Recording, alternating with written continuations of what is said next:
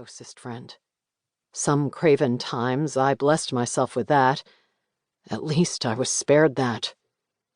There had always been Julie, since 5th grade, my heart, my sharer. But Jill was my good friend.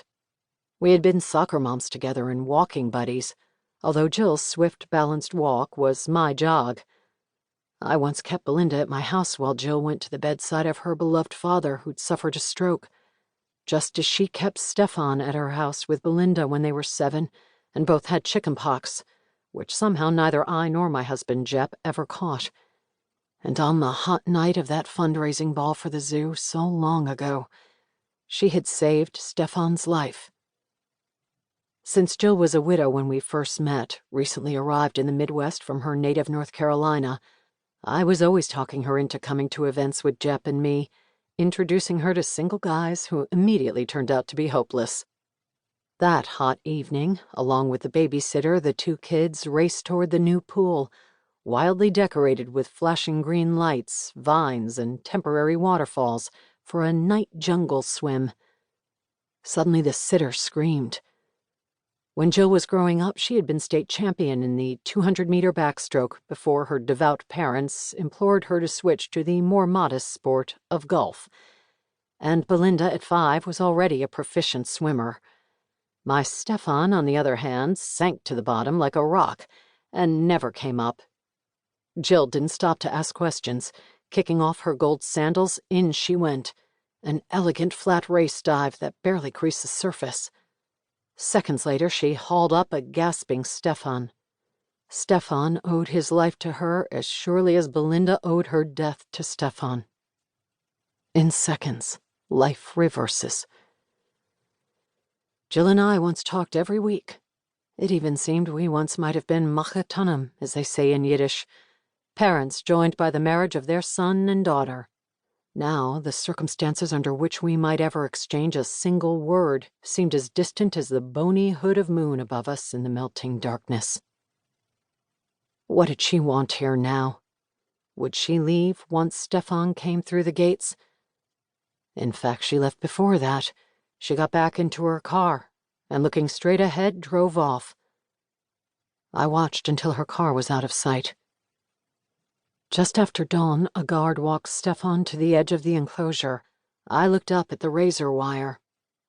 Then, opening the window slightly, I heard the guard say, "Do good, kid. I hope I never see you again." Stefan stepped out, and then put his palm up to a sky that had just begun to spit snow. He was 20, and he had served 2 years, 9 months, and 3 days of a 5-year sentence. 1 year of which the judge had suspended, noting Stefan's unblemished record. Still, it seemed like a week. It seemed like my entire life. It seemed like a length of time too paltry for the monstrous thing he had done. I could not help but reckon it this way. For each of the 60 or 70 years Belinda would have had left to live, Stefan spent only a week behind bars. Not even a season.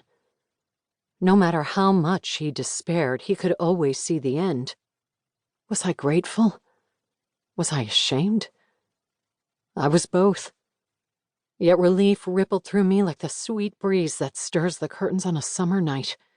I got out and walked over to my son. I reached up and put my hand on his head. I said, "My kid." Stefan placed his huge, warm palm on the top of my head. "My mom," he said. It was an old ritual, a thing I would not have dared to do in the prison visiting room. My eyes stung with curated tears. Then I glanced around me furtively. Was I still permitted such tender old deeds? This new universe was not showing its hand. "I can stand here as long as I want," he said, shivering in wonderment. Then he said, "Where's Dad?" "He told you about it. He had to see that kid in Louisville one more time?" I told him reluctantly. "The running back with the very protective grandmother. He couldn't get out of it, but he cut it short and he'll be home when we get back. If he beats the weather out of Kentucky this morning, that is." Jep was in only his 2nd season as football coach at the University of Wisconsin.